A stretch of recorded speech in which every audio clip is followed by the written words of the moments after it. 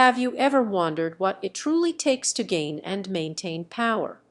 Not just the kind you read about in fairy tales, but the raw, sometimes unsettling reality of leadership.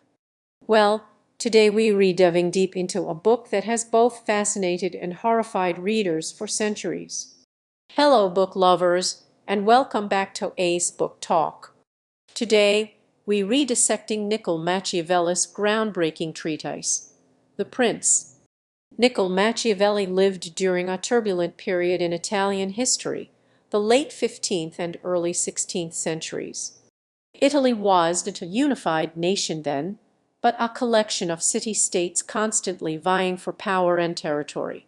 Florence, Machiavelli's home, was a republic struggling to maintain its independence amidst powerful neighbors and internal factions. He was a diplomat and political theorist who witnessed firsthand the brutal realities of power politics. He served in the Florentine government, traveling on diplomatic missions and observing the strategies of rulers both virtuous and ruthless. After the Medici family returned to power, Machiavelli was dismissed from his post and even briefly imprisoned and tortured. It was during this period of forced leisure that he penned The Prince, a manual intended to advise rulers on how to acquire and maintain their states. The book was published posthumously in 1532, and it quickly became one of the most influential and controversial works in political philosophy. The Prince is your typical feel-good self-help book. It's a pragmatic, often cynical, guide to acquiring and holding on to power. Machiavelli argues that a prince or ruler must be willing to do whatever is necessary to secure the state, even if it means acting immorally. He rejects the traditional notion that a ruler should always strive to be virtuous, arguing that such behavior can often lead to ruin. One of the key concepts in the book is the idea that it's better to be feared than loved if one cannot be both. Machiavelli doesn't advocate for gratuitous cruelty, but he argues that a prince must be willing to use force and deception when necessary to maintain order and prevent rebellion. He believes that love is fickle and easily broken, while fear is a more reliable motivator. People are less likely to betray someone they fear. He emphasizes the importance of appearing virtuous, even if one is not. He suggests that a prince should cultivate a reputation for being merciful, faithful, humane, religious, and upright. However, he should also be prepared to abandon these virtues if they become detrimental to the state. In other words, a prince must be a master of deception, able to adapt to changing circumstances and present himself in the most advantageous light. Machiavelli examines different types of principalities, from hereditary states to newly acquired ones. He offers specific advice on how to govern each type, taking into account the unique challenges they present. For example, he advises that a new prince should disarm his subjects, build fortresses, and eliminate the family of the former ruler to prevent any potential challenges to his authority. He also stresses the importance of having a strong military. He believes that a prince should rely on his own troops rather than mercenaries or auxiliary forces, as these are unreliable and prone to betray. A well-trained and loyal army is essential for both defending the state from external threats and maintaining internal order. He also points out the importance of studying war, even in times of peace. A prince should always be prepared for conflict, both mentally and physically.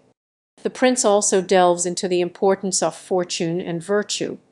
Machiavelli acknowledges that luck plays a role in human affairs, but he argues that a skilled and adaptable prince can overcome even the most adverse circumstances. He uses the analogy of a raging river, which can be destructive if left unchecked. A prudent prince will build the dams and dikes to channel the river and prevent it from causing damage. Similarly, a prince should anticipate potential problems and take proactive steps to mitigate them. A prince should sit now What can we take away from this centuries-old text? The prince offers some profound insights into the nature of power and leadership, even if some of its recommendations seem morally questionable. One key lesson is the importance of pragmatism. Machiavelli reminds us that idealism must sometimes give way to practicality, especially in the realm of politics. He urges leaders to focus on achieving tangible results, even if it means making difficult choices. Another important takeaway is the need for adaptability. Machiavelli stresses that circumstances are constantly changing, and a successful leader must be able to adjust their strategies accordingly. He emphasizes the importance of being flexible, resourceful, and willing to abandon outdated approaches. Furthermore, the prince highlights the importance of understanding human nature. Machiavelli recognizes that people are often motivated by self-interest, fear, and ambition. A wise leader will take these factors into account when making decisions and crafting policies. This understanding, while cynical, provides a more realistic view of the political landscape. Finally, the prince serves as a reminder that power is a double-edged sword. While it can be used to achieve great things, it can also corrupt those who wield it.